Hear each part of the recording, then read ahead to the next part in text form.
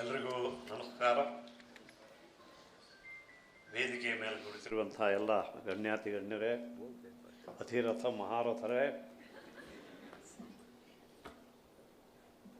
ಈ ಸಭೆಯಲ್ಲಿ ಇವತ್ತು ತಾವೆಲ್ಲರೂ ಬಂದಿದ್ದೀರಿ, ಭಾಳ ಸಂತೋಷ. ತಮ್ಮನ್ನೆಲ್ಲ ಉದ್ದೇಶಿಸಿ ಭಾಷಣ ಪ್ರಾರಂಭಿಸಬೇಕಾದ್ರೆ ಸಾಮಾನ್ಯವಾಗಿ ನಾನು ಕೂಡ ಮೊದಲು ಮಹಿಳೆಯರೇ ಮಹನೀಯರೇ ಅಂತಿದ್ದೆ. ಆದರೆ ಅದರ ನಂತರ ಒಂದು ಸಲ ಬಹಳ ವರ್ಷಗಳ ಹಿಂದೆ ನಮ್ಮ ಅಟಲ್ ಬಿಹಾರಿ ವಾಜಪೇಯಿ ಅವರ ಭಾಷಣಕ್ಕೆ ಹೋಗಿದ್ದೆ. ಅವರು ಜನರನ್ನು ಉದ್ದೇಶಿಸಿ ಭಾಷಣ ಪ್ರಾರಂಭಿಸುವಾಗ ಹೇಳಿದ್ದನ್ನು ಅದರ ನಂತರ ಕಾಪಿ ಮಾಡ್ಕೊಂಡು ಬಂದಿದ್ದೀನಿ, ನಿಜ ಹೇಳಬೇಕು ಅಂತ. ಅವರು ದೇವಿಯರೇ ಮತ್ತು ಸಜ್ಜನರೇ ಅಂತಂದು, ದೇವಿಯೋ ಅವ್ರ ಸಜ್ಜನೋ ಅಂತ ಹೇಳಿ ಆವತ್ತಿಂದ ಅದನ್ನು ಹೇಳ್ತಾ ಇದ್ದೀನಿ. ಆದರೆ ಇಲ್ಲಿ ಇಷ್ಟೊಂದು ಇಂಥ ಪಾಂಡಿತ್ಯ, ಒಬ್ಬರು ಗಣ್ಯಾತಿ ಗಣ್ಯರು ಪ್ರತಿಯೊಬ್ಬರು, ಅದಕ್ಕೆ ನನಗೆ ಫಸ್ಟು ಇವರು ನಮ್ಮ ದೇವಿಯರೇ ಅಂತ ಮತ್ತು ಸಜ್ಜನರೇ ಅಂತ ಕರಿಬೇಕು ನಾನು. ಬಟ್ ಏನೇ ಮಹಿಳೆಯರೇ ಮಹನೀಯರೇ, ಭಾಳ ಸಂತೋಷ ತಮ್ಮನ್ನೆಲ್ಲ ಭೇಟಿಯಾಗೋದು. ವಿಶ್ವೇಶ್ವರ ಭಟ್ರು ಫೋನ್ ಮಾಡಿದಾಗಲೇ ನಾನು ಭಾಳ ನನಗೆ ಆಶ್ಚರ್ಯವಾಯಿತು. ತಕ್ಷಣ ಇಂಥ ಕಾರ್ಯಕ್ರಮ ಇದೆ, ನೀವು ಬರಬೇಕು ಅಂತ ಅಂದರು. ಬರ್ತೀನಿ ಅಂತ ತಕ್ಷಣ ನಾನು ಹೇಳಿಬಿಟ್ಟೆ ಅವರಿಗೆ. ಹೇಳಿದ ಮೇಲೆ ನನ್ನ ಪತ್ನಿ ಕೇಳಿದ್ರು, ಏನು ಯಾರು ಫೋನ್ ಮಾಡಿದ್ರಿ ಬರೀ ಬರ್ತೀನಿ ಅಂತ ಅಂದ್ಬಿಟ್ರಲ್ಲ, ನೀವು ಹೋಗ್ತಿದ್ದೀರಾ ಅಂತ. ಯಾರು ಫೋನ್ ಮಾಡಿದ್ರು? ವಿಶ್ವೇಶ್ವರ ಭಟ್ರು. ಅದು ಯಾರಿಗೂ ಸಾಮಾನ್ಯವಾಗಿ ಹೋಗೋದಕ್ಕೆ ಒಪ್ಕೊಳ್ಳೋದಿಲ್ಲ, ಇದೆಯಂತ ಒಪ್ಕೊಂಡ್ಬಿಟ್ರಿ ಅಂತಂದರೆ ಅದ್ರ ಉತ್ತರ ಇವತ್ತು ನನಗೂ ಸಿಕ್ಕಿದ್ದು ಗೊತ್ತಿತ್ತು ನನಗೆ. ವಿಶ್ವೇಶ್ವರ ಭಟ್ರು ಹೇಳಿದ್ರು, ನನ್ನನ್ನು ಮೊದಲು ಸಲ ಭೇಟಿಯಾಗಿದ್ದು YNK ಅವರ ಮನೆಯಲ್ಲಿ, YN ಕೃಷ್ಣಮೂರ್ತಿ ಅವರ ಮನೆಯಲ್ಲಿ 2 ಸಲ ಭೇಟಿಯಾಗಿದ್ದೆ, ನೆನಪಿದೆಯಾ ಅಂತಂದರು. ಇನ್ಫ್ಯಾಕ್ಟ್ ನೆನಪಿಲ್ಲ. ಆದರೆ ವಿಶ್ವೇಶ್ವರ ಭಟ್ರ ಬಗ್ಗೆ ಆವತ್ತಿಂದ ಕೇಳ್ಕೊಂಡು ಬಂದಿದ್ದು ಎಷ್ಟಿದೆ ಅಂದರೆ, ನಾನು ಸಾಮಾನ್ಯವಾಗಿ ಸಿನಿಮಾ ರಂಗಕ್ಕೆ ಬಂದ ಮೇಲೆ ನನ್ನೆಲ್ಲ ಸ್ನೇಹಿತರು ಯಾರು ಅಂತಂದರೆ ಎಲ್ಲ ಪತ್ರಕರ್ತರು ಅಥವಾ ಪೇಪರ್ನವರೇ ಹೆಚ್ಚಾಗಿ ಅಂತ ನಾನು ಹೇಳ್ಕೊಂಡು ಬಹಳ ಹೆಮ್ಮೆಯಿಂದ ಹೇಳ್ಕೊಂಡು ಬಂತಿದ್ದೀನಿ. ಯಾಕಂದರೆ ಅವರೇ ನನ್ನನ್ನು ಭಾಳ ಎಲರ್ಟಾಗಿ ತಪ್ಪಿದಾಗ ಅಥವಾ ಯಾರೋ ಸಿನಿಮಾ ನಟನೆ ಅವರಿಗೆ ಇಷ್ಟವಾಗದೇ ಇದ್ದಾಗ ನಿಜವನ್ನು ಹೇಳಿ ಎಚ್ಚರಿಸಿ ಎಲ್ಲ ಮಾಡಿದ್ದು ಎಲ್ಲ ನಾನು ಪತ್ರಕರ್ತ ಮಿತ್ರರೇ ನನಗೆ ಹೆಚ್ಚು. YNK ಅಂಥವರು ಕೂಡ, ಅನಂತರ ಹಿರಿಯರು ಕೂಡ, ಖಾದ್ರಿ ಶಾಮಣ್ಣ ಅಂಥವರು, ಜಯಶೀಲ ಅಂಥವರು, VN ಸುಬ್ಬರಾಯರು, ಇವರೆಲ್ಲರೂ ನನ್ನ ಹಿರಿಯರು. ಅವರು ನನ್ನ ದೇವರ್ ಮೈ ಗೈಡ್ಸ್ ಆ್ಯಂಡ್ ಮೆಂಟಾರ್ಸ್ ಆ್ಯಕ್ಚುಲಿ. ಸೊ ಇವತ್ತು ಒಂದು ವಿಶ್ವೇಶ್ವರ ಭಟ್ರು ಇದನ್ನು ಹೇಳಿದಾಗ ಮತ್ತು ನಂತರ ಮೊನ್ನೆ ಫೋನ್ ಮಾಡಿದಾಗಲೂ ಕೂಡ ನನಗೆ ಒಂದು ಯಾವತ್ತೂ ಅಷ್ಟು ವರ್ಷಗಳಿಂದ ಮನಸ್ಸಿನಲ್ಲಿತ್ತು, ಹೌಕಮ್ ನನ್ನ ವಿಶ್ವೇಶ್ವರ ಭಟ್ರು ಯಾಕೆ ಯಾವತ್ತೂ ಅಷ್ಟು ನನ್ನ ಸಂಪರ್ಕನೇ ಇಲ್ಲ, ಹೆಚ್ಚು ಕಡಿಮೆ ಸಂಪರ್ಕವೇ ಇಲ್ಲ. The loss is mine, the loss has been mine. But ನೀವು year after better late than never ಅಂತಾರಲ್ಲ, ಹಾಗೆ ಪ್ರಯತ್ನ ಮಾಡ್ತೀನಿ ತಮ್ಮ ಸಂಪರ್ಕದಲ್ಲಿರೋದಕ್ಕೆ ಅಂತ ನಾನು ಹೇಳ್ತಾ ಭಾಳ ಸಂತೋಷ ಆಯಿತು. ಇವತ್ತು ಕೂಡ ಅವರು ಈ 9 ಪುಸ್ತಕಗಳನ್ನು ತರ್ತಿದ್ದಾರೆ. ಇವನ್ನೆಲ್ಲ ಎಲ್ಲ ವಿಚಾರಗಳನ್ನು ನಮ್ಮ ಚಕ್ರವರ್ತಿಯವರು ಹೇಳಿದ್ದಾರೆ. ಭಾಳ ಅದ್ಭುತವಾಗಿ ಮಾತಾಡಿದ್ರಿ ನೀವು. ವೆರಿ ಇನ್ಸ್ಪೈರಿಂಗ್ ಇದು. ನನಗೊಂಥರ ಈ ಥರದ ಇವತ್ತು ಹೇಳಿದ್ದು ನೀವು ಲಾಸ್ಟ್ ಹೇಳಿದ್ದಲ್ಲ, ಆ ಜನರೇಷನ್ ಥರ ನಾನಾಗಿಬಿಟ್ಟಿದ್ದೀನಿ ಅಂತ ಕಾಣ್ತೀನಿ. I feel like that. ಅಂದರೆ ಎಲ್ಲೇ ಎತ್ತ ಹೋಗೋದು ಅಂತ ನನಗೆ ಗೊತ್ತಾಗೋದಿಲ್ಲ ಆ ರೀತಿ. ಅದಕ್ಕೆ ಹಾಗಿದ್ದಾರೆ ಹೇಳ್ತಾರಲ್ಲ, spare the rod and spoil the child ಅಂತ, ಹಾಗಾಗಿದೆ ಅಂತ ನನಗೆ ಅನ್ನಿಸ್ತದೆ. ಭಾಳ ಮುದ್ದು ಮಾಡಿ ಭಾಳ ಎಲ್ಲವೂ ನಾವೆಲ್ಲ ಬಾಲ್ಯದಲ್ಲಿ ಪಟ್ಟ ಬಡತನ ಅಥವಾ ಅದರಲ್ಲಿ ಯಾವುದನ್ನು ಅನುಭವಿಸದೆ ಈಗ ಬೆಳೆದಿದ್ದರಿಂದನೇ, ಅದರಲ್ಲೂ ಇದು ಕೂಡ ಯಾವ ಹಳ್ಳಿಯಿಂದ ಆಗೋದಿಲ್ಲ, ಇದು ಪಟ್ಟಣಗಳಲ್ಲೇ ಆಗೋ ರೋಗ. ಇದು ಹಳ್ಳಿಯಿಂದ ಬಂದವರು ನಮ್ಗೆ ಯಾವ ಇಂಥದ್ದು ಅಂಟು ರೋಗ ಬರಲಿಲ್ಲ, ಇವರಿಗೆ ಬಂದಿದೆ. ಇವು ಅವರ ಕ್ಷಮೆ ಕೇಳಿದರು ಪ್ರಧಾನಿ ಅಂತಂದಾಗ ನನಗೆ ನಾನೇ ಕೆನ್ನೆ ಮೇಲೆ ತಪ್ಪಾಯಿತು, ಯಾರು ಕ್ಷಮೆ ಕೇಳೋದಾ ಇವ್ರದ್ದು? Anyway, that is the greatness of our prime minister. ಅದಕ್ಕೆ ನನಗಂತೂ ಆಗ್ತಿದೆ, ಕ್ಷಮಿಸ್ತೀನಿ. ಎನಿವೇ, ಇವತ್ತು ಅವರೆಲ್ಲರಿಗೂ ಈ ಹೊಸ ಲೇಖಕರು ಏನು ಪುಸ್ತಕಗಳು ಬಂದಿವೆ, ಅದು ಅದೇ ನೀವು ನಿಮ್ಮ ಭಾಷಣದಲ್ಲಿ ಹೇಳಿದಾಗ ಲಕ್ಷಾಂತರ ಜನ ಓದುವಂತಾಗಲಿ. ಹೀಗೆ ಸ್ವಲ್ಪ ಏನು ಹಿಂದೆ ಬಿದ್ದಿದ್ದೀವಿ ನಾವು ಕನ್ನಡ ಸಾಹಿತ್ಯದ ಓದೋರು ಇಲ್ಲ ಈಗ. ನಿಜ, ನಾನು ಇಲ್ಲಿ ಬಂದಾಗ ಕೂಡ ನಾನು ಓದಿರಲಿಲ್ಲ. ಯಾಕಂದರೆ ನಾನು ಬೆಳೆದಿದ್ದೆ, ನನ್ನ ತಂದೆ ತಾಯಂದರು ಅಲ್ಲಿ ಮೊದಲು ಕಾಸರಗೋಡಿನ ಆನಂದಾಶ್ರಮ, ಅಲ್ಲಿ ಸ್ವಾಮಿ ರಾಮದಾಸ್, ಮಾತಾ ಕೃಷ್ಣ ದೇವಿಯರ ಕೃಷ್ಣ ಮಾತೆಯವರು, ಅವರ ಆನಂದಾಶ್ರಮದಲ್ಲಿ ನಮ್ಮ ತಂದೆ ತಾಯಂದಿರಿದ್ದರು. ನಂತರ ಶಿರಾಲಿ ಚಿತ್ರಾಪುರ ಮಠದಲ್ಲಿ ಅವರು ಅಲ್ಲಿಗೆ ನಮ್ಮ ತಂದೆಯವರು ಅಲ್ಲಿಗೆ ಹೋಗಿದ್ದರು. ಸೊ ಅಲ್ಲಿ 2 ಕಡೆ 12 ವರ್ಷ ಬೆಳೆದಿದ್ದೆ ನಾನು. ಎಲ್ಲವೂ ಆಶ್ರಮದ ಎಲ್ಲ ಪ್ರಾರ್ಥನೆಗಳು, ಅಲ್ಲಿ ಗುರುಸ್ತುತಿ, 10 ನಿಮಿಷದ ಗುರುಸ್ತುತಿ ಉತ್ಕೃಷ್ಟ ಕನ್ನಡದಲ್ಲಿದ್ದ ನನಗೆ 4ನೇ 5ನೇ ವರ್ಷದಲ್ಲೇ ಬಾಯ್ಪಾಠ ಆಯಿತು. ನಂತರ ಶಿರಾಲಿ ಮಠಕ್ಕೆ ಹೋದ ನಂತರ ಅಲ್ಲಿಂದ ಮಠದಲ್ಲಿ ಬೆಳಿಗ್ಗೆಯಿಂದ ಕಲಿತಿದ್ದು ಎಲ್ಲ ಮೊದಲು ಇವತ್ತು ಸಂಕಷ್ಟಹಾರ ಚತುರ್ಥಿ, ಗಣಪತಿ ಅಥರ್ವ ಶೀರ್ಷ, ರುದ್ರ, ಮಂತ್ರಪುಷ್ಪಾಂಜಲಿ, ಇಂಥದ್ದೆಲ್ಲ ಕಲಿತು ಎಲ್ಲ ಮಾಡಿ ನಂತರ ಭಗವದ್ಗೀತೆಯನ್ನು ನಮ್ಮ ತಂದೆಯವರೇ ಕೂತು 700 ಶ್ಲೋಕಗಳನ್ನು ಬಾಯ್ಪಾಠ ಮಾಡ್ತಿದ್ರು.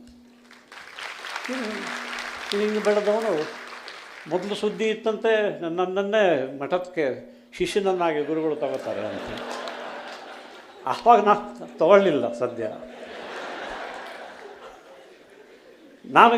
ನಾನು 1ನೇ ಇಯತ್ತೆ 2ನೇ ಇಯತ್ತೆ ಉಡುಪಿಯಲ್ಲಿ ಓದಿದ್ದೆ, 3-4 ಶಿರಾಲಿಯಲ್ಲಿ, 5ನೇ ಇಯತ್ತೆ 6, 7, 8 ಹೊನ್ನಾವರದಲ್ಲಿ ಓದಿದೆ.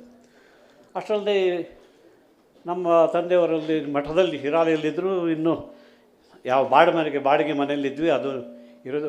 ನನ್ನನ್ನು ಅಲ್ಲಿಂದ ಅದನ್ನು ಬಿಟ್ಟು ಮುಂದೆ ಮತ್ತೆ ಯಾಕಂದರೆ ನನ್ನ ಅಕ್ಕ ಅಲ್ಲಿ ಅವಳ SSC ಮುಗೀತು, ಹೆಣ್ಣುಮಕ್ಕಳಿಗೆ ಮುಂದೆ ಓದಿಸೋದೇನೂ ಇರಲಿಲ್ಲ. ಸೊ ಅದಕ್ಕೆ ವಾಪಸ್ ಶಿರಾಲಿಗೆ ಬಂದ್ವಿ. ನನ್ನನ್ನೇನು ಮಾಡೋದು ಅಂತ ನಾನೇನು ಅಂದ್ಕೊಂಡೆ, ನನ್ನೇನು ಬೇಕಿದೆ, ಅಪ್ಪನ ಹತ್ರ ಮಾತಾಡೋ ಸ್ಥಿತಿ ಏನಿಲ್ಲ, ನಾವಿರಲಿಲ್ಲ. ಈಗಿನ ಥರದ ಮಕ್ಕಳಲ್ಲ ನಾವು. ಅಪ್ಪ ಕಂಡ್ರೇ ನಡಕ ಶುರುವಾಗ್ತಿತ್ತು. ಯಾಕಂದರೆ ಅವ್ರು ಮೊದಲು ಮಾತಾಡೋದೇ ಒಬ್ಬ ತಲೆ ಮೇಲೆ ಹೊಡೆದು. ಯಾಕೆ ನನ್ನ ಪದೇ ತಲೆ ಮೇಲೆ ಹೊಡಿತಾರಂದರೆ, ಅದು ಅಮ್ಮ ಹೇಳೋರು, ತಲೆ ಮೇಲೆ ಹಿಂದೆ ಹೊಡೆದ್ರೆ ಸ್ವಲ್ಪ ಜಾಣರಾಗ್ತಾರಂತೆ ಅಂತ. ನಾನು 3ನೇ ರ್ಯಾಂಕ್ ತೆಗೆದಿದ್ದೀನಿ ಅಂತ ನಾನು ಹೇಳ್ತೀನಿ. ಆದರೂ ಅದು ಅದಕ್ಕೆ ಅಪ್ಪಂಗೆ ಕೇಳಲಿಲ್ಲ. ನನಗೇನೋ ಬನಾರಸಕ್ಕೆ ಕಳಿಸ್ತಾರೆ ಮುಂದಿನ ಓದಿಗೋಸ್ಕರ. ಸಂಸ್ಕೃತ ಎಲ್ಲ ಹೀಗೆಲ್ಲ ಮಠದಲ್ಲಿ ಇಷ್ಟು ಕಲಿತ ಮೇಲೆ ಅದು ಶಾಲೆಯಲ್ಲೇನು ಕಲಿತೆ ಅದು ಯಾರೂ ಕ್ಯಾರ್ ಮಾಡ್ತಿರ್ಲಿಲ್ಲ. ಇದಕ್ಕಾದರೂ ಹಂಗಾಗಲಿಲ್ಲ. ಬಾಂಬೆ ಕಳಿಸ್ಬಿಟ್ರು. ಫಸ್ಟ್ ಟೈಮ್ ಕಾನ್ವೆಂಟ್ ಸೇರಿಕೊಂಡೆ.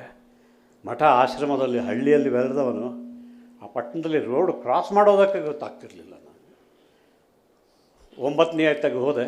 ಕ್ಲಾಸಲ್ಲಿ ಏನಾಗ್ತಿದೆ ಗೊತ್ತಿಲ್ಲ. ಇಂಗ್ಲೀಷ್ ಎಲ್ಲ ಇಂಗ್ಲೀಷಲ್ಲಿ. ಕಿಟಕಿಯಿಂದ ಆಚೆ ನೋಡಿದೆ, ಅಲ್ಲಿ ನೋಡೋದು ಸ್ವಲ್ಪ ಹೆಚ್ಚು. ಅಲ್ಲಿ ನೋಡಿದರೆ ಏನು ನಮ್ಮೂರಲ್ಲಿ ಚೆನ್ನಾಗಿದ್ದು, ಇಲ್ಲಿ ಬಂದು ನರಕ ಆಗೋಯ್ತಿದ್ದು ನನ್ನ ಜೀವನ ಅಂತ ಅಂದ್ಕೊಳ್ಳೋದು.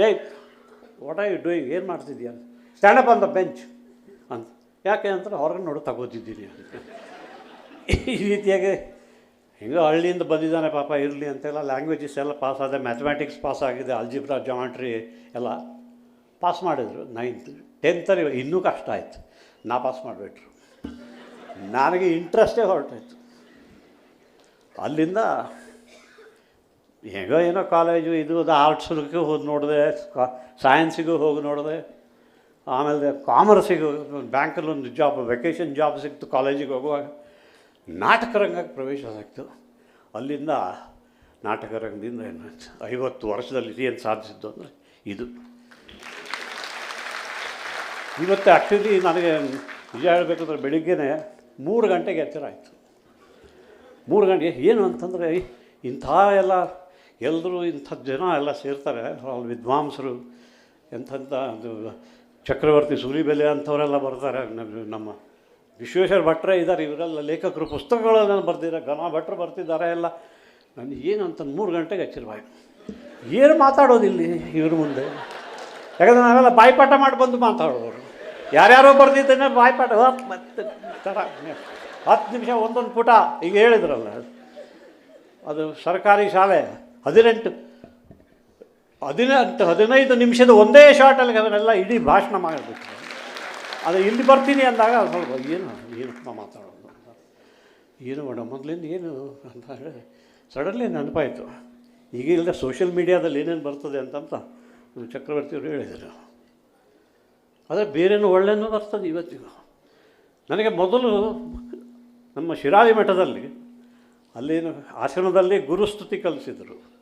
ಅದು ಉತ್ಕೃಷ್ಟ ಕನ್ನಡದಲ್ಲಿ. ಶಿರದಲ್ಲಿ ಕರವಿಟ್ಟು ಹೇಳಿದ ಗುಹಿಯ ಮಂತ್ರ, ಪರಮಗುರು ದಯಾಳ ತೋರಿದ ಬ್ರಹ್ಮಸೂತ್ರ, ಚರಾಚರವ ತುಂಬಿ ಪೂರ್ಣ ತಾನಾಗಿ ನಿಂತ, ಸುಲಭದಿ ತಿಳ್ಕೊಳ್ಳು ಗುರು ನಿಜ ಆನಂದ ಬೋಧ, ಗುರು ಉಪಕಾರವನ್ನು ಹೇಗೆ ಮರೆಯಲಿ ನಿನ್ನ ಗುರು ಉಪಕಾರವನ್ನು ಹೇಗೆ ಮರೆಯಲಿ. ಇದೇ 10 ನಿಮಿಷ ಬರ್ತದೆ. ಅದು ಅಲ್ಲೂ ಆಶ್ರಮದಲ್ಲಿ. ಮಠಕ್ಕೆ ಬಂದರೆ ಅಲ್ಲಿ ಸ್ವಾಮಿ ಆನಂದಾಶ್ರಮ ಅವರು ಇದ್ದರು. ಅಲ್ಲಿ ಆನಂದಾಶ್ರಮ ಅದು ಆಶ್ರಮದ ಹೆಸರು, ಇದು ಗುರುಗಳ ಹೆಸರು ಇಲ್ಲಿ. ಅಲ್ಲಿ ನನಗೆ ಶಂಕರಾಚಾರ್ಯರ ಸಾಧನ ಪಂಚಕ. ಸೊ ಬೆಳಿಗ್ಗೆ 3 ಗಂಟೆ ಕೂತು ಏನು ಮಾಡೋದು, ಅಯ್ಯೋ ವಿಶ್ವೇಶ್ವರ ವಾಟರ್ ಫಂಕ್ಷನಿಗೆ ಹೋಗಬೇಕು, ಏನು ಮಾತಾಡೋದು, ಏನು ಮಾತಾಡೋದು, ಇದೇ ಸಾಧನ ಪಂಚಕ ಹೇಳಿಬಿಡೋಣ ಅಂತ.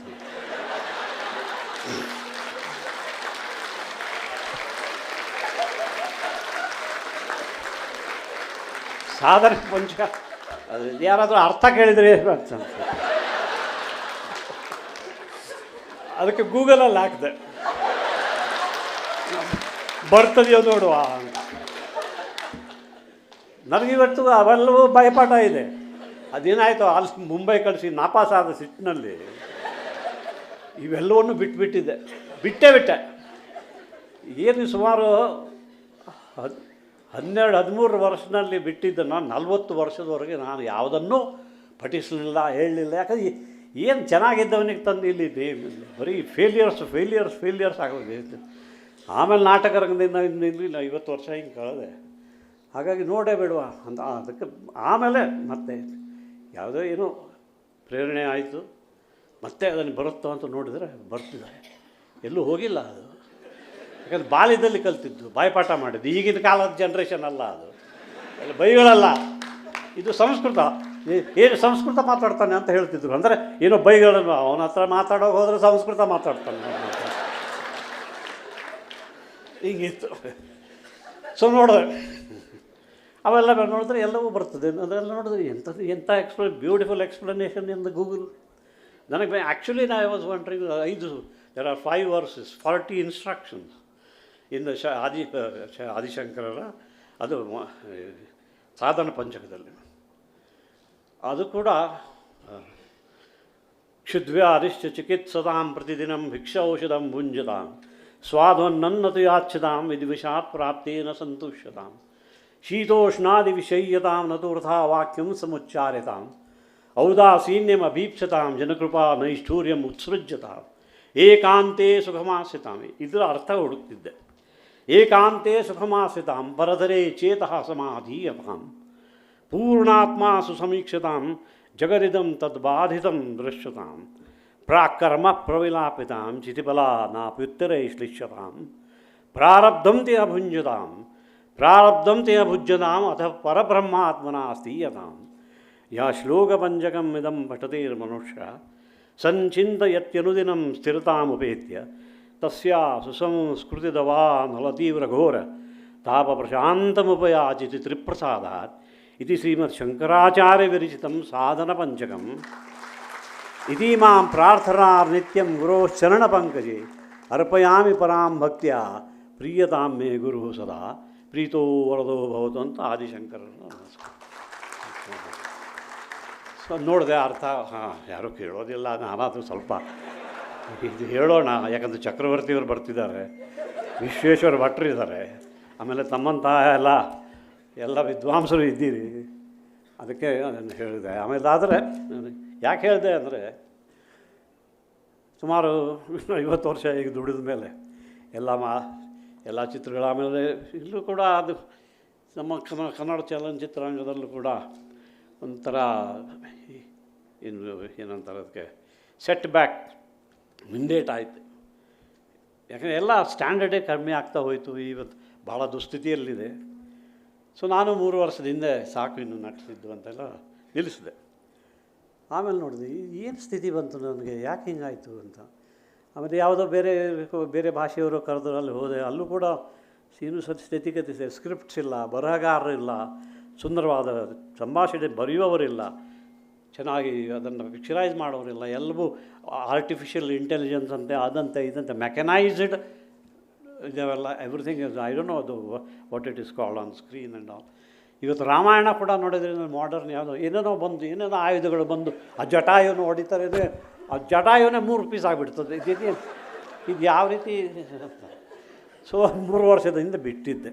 ಕಡೆಗೆ ಇದಕ್ಕೆ ಸಮಾಧಾನ ಹೆಂಗೆ ಸಿಗ್ತಾ ಇಲ್ಲ ಅಂತಂದರೆ, ಆಮೇಲೆ ಒಂದು ಕಡೆ ಒಬ್ಬ ಗುರುಗಳು ಒಂದು ಪುಸ್ತಕದಲ್ಲಿ ಸಿಕ್ತು. ಏನು ಅಂದರೆ, ಏನಾದರೂ ಮಾಡೋದಕ್ಕಿಂತ ಏನಾದರೂ ಮಾಡೋದು ಸುಲಭ, ಏನು ಮಾಡದೇ ಇರೋದು ಭಾಳ ಕಷ್ಟ ಅಂತ. ಹಾಗಾಗಿ ಏನು ಮಾಡದೆ ಇದ್ದೀನಿ, ಇಲ್ಲಿ ಇವತ್ತು ಭಟ್ರು ಕರೆದಿದ್ದಕ್ಕೆ ಬಂದಿದ್ದೀನಿ. ಎಲ್ಲರಿಗೂ ನಮಸ್ಕಾರ.